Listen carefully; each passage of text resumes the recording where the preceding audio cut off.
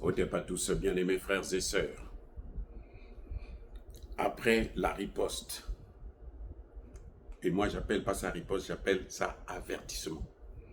Parce que ce n'est pas la première fois que l'Iran se comporte ainsi. L'Iran a fait la même chose avec Israël. Il envoie des missiles pour dire à Israël, je peux t'atteindre. Voilà le message que l'Iran a donné aux États-Unis. Je peux atteindre vos intérêts partout là où ils sont, dans la sous-région, même chez toi là-bas aux États-Unis. Donc l'Iran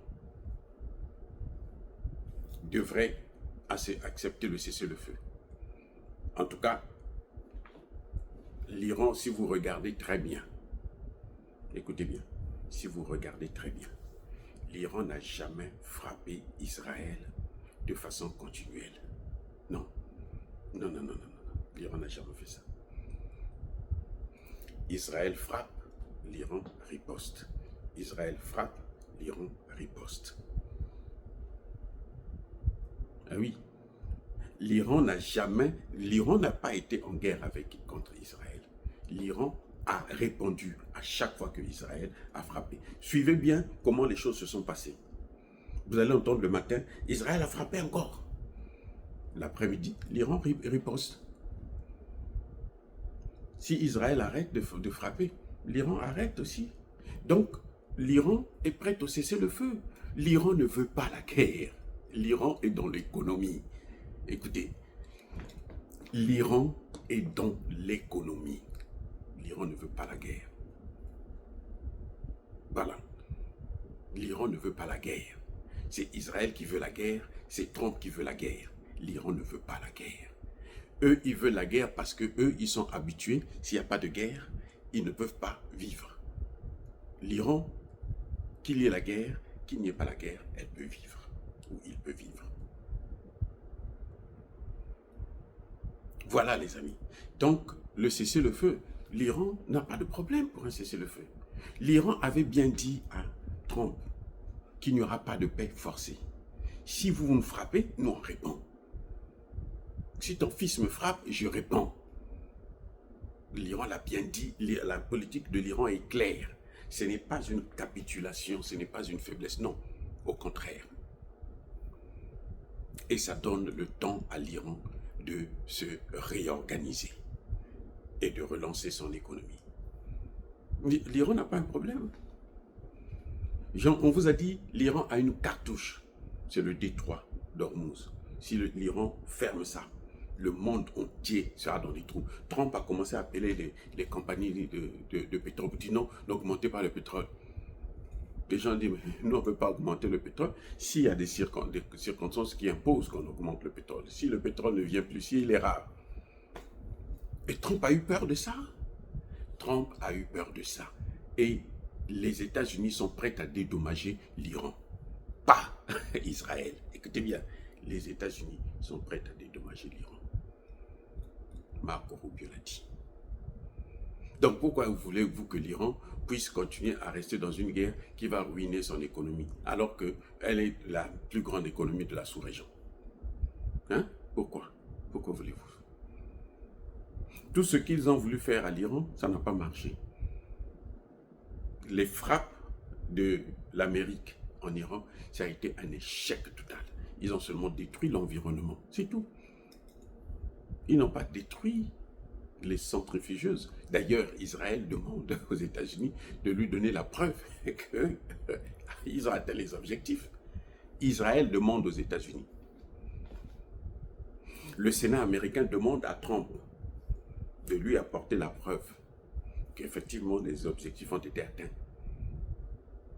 Qui a dépensé de l'argent inutile? C'est les États-Unis. Pour une seule bombe, c'est au moins 2 milliards de dollars pour une seule bombe. Ils en ont envoyé 13. Ça fait combien? Au moins 26 milliards de dollars qu'ils ont dépensés pour la seule journée, pour 30 minutes ou 1 heure de bombardement. Qui a gagné? Qui est perdant? 26 milliards de dollars que les Américains ont perdu là. Vous comprenez? Entre-temps, les Américains ont été obligés de déplacer toutes les bases militaires Et ils ont fait alerte générale, ils ont déplacé beaucoup.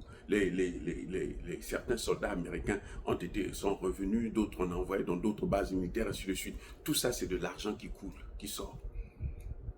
Et je vous ai dit que le problème de l'Amérique, ce sont ses bases militaires.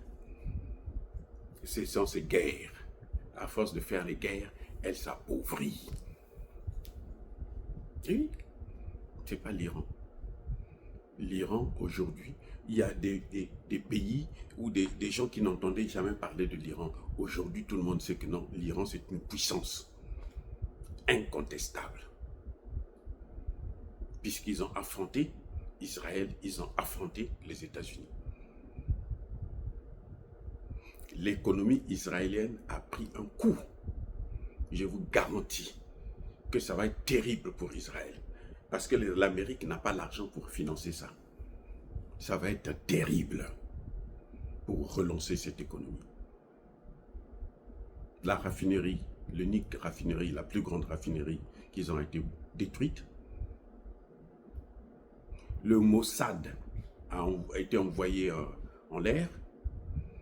Le ministère, vous savez, c'est pour ça que ça dit que l'Iran, c'est un pays civilisé en fait. Il est civilisé. Parce que l'Iran n'a pas touché le ministère de la Défense israélienne. Jusqu'à ce que Israël attaque son ministère de la Défense. Après, l'Iran a riposté aussi, a détruit le leur. C'est-à-dire que c'est incroyable de voir un pays qui fait la guerre comme ça. L'Iran ne veut pas la guerre. L'Iran veut seulement qu'on le laisse tranquille. Et puis c'est tout. Voilà ce qui est en train de se passer. Ce n'est pas la guerre que l'Iran cherche. L'Iran veut la paix. L'Iran veut vivre en paix. L'Iran ne veut pas qu'on puisse l'attaquer, n'importe qu'on puisse l'attaquer, parce que quand vous l'attaquez, elle riposte. Si l'Amérique attaque encore, l'Iran ripostera aussi. Si Israël attaque, l'Iran ripostera. L'Iran n'a jamais fait une guerre où l'Iran ne vous dit pas, ne vous avertit pas. Elle vous avertit 2 fois et la 3e fois, elle frappe fort. Ce que vous avez vu au Qatar, c'est un avertissement. Ce n'est pas une riposte, c'est un avertissement. L'Iran a fait ça aussi à 2 reprises, en avril 2024 et en septembre 2024 en Israël. Il dit, je vais envoyer, il alerte tout le monde américain, il ne fait pas de surprises comme les Américains. Trump est devenu comme un minable partout. Même aux États-Unis, les gens disent, mais attends, toi ton problème c'est lequel? Nous on ne t'a pas élu ici là pour aller faire des guerres. Que l'Iran ait l'arme atomique ou pas, où est ton problème? D'ailleurs, l'Iran ne l'a pas. Pourquoi tu vas aller faire la guerre là-bas? Donc Trump est confus. Actuellement, c'est ce dossier-là. Il ne sait pas comment gérer ça. C'est une patate chaude. Qui l'a conseillé de rentrer dedans?